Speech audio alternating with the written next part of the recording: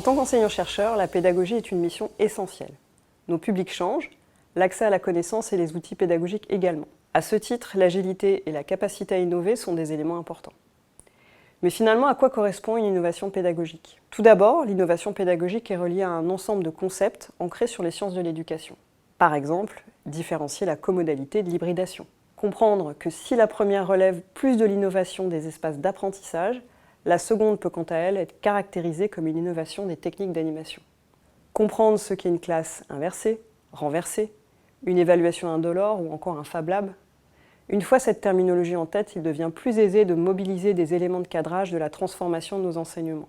L'innovation pédagogique est aussi reliée à de nouveaux paradigmes, et notamment à ce que l'on appelle la conception universelle d'apprentissage. Il s'agit de construire son cours dans une perspective d'alignement pédagogique entre contenu, évaluation et objectif d'acquisition. Formellement, la scénarisation d'un cours doit être articulée autour de compétences à acquérir qui vont avoir du sens pour la société et le marché du travail. Et dans l'idéal, elle doit permettre l'accueil et la valorisation d'une certaine forme de diversité cognitive de nos étudiants.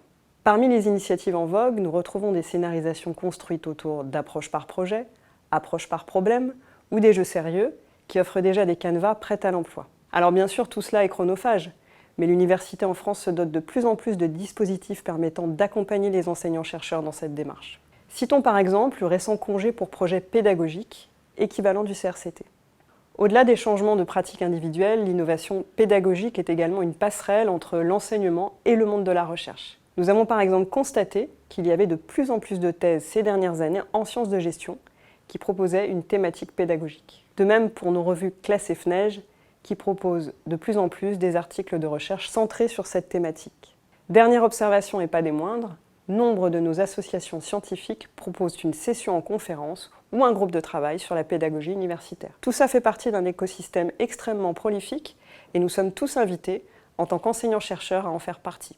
Non pas comme un impératif, mais comme une manière plaisante de briser la monotonie de nos enseignements et d'avoir de nouvelles formes de réflexivité dans nos pratiques.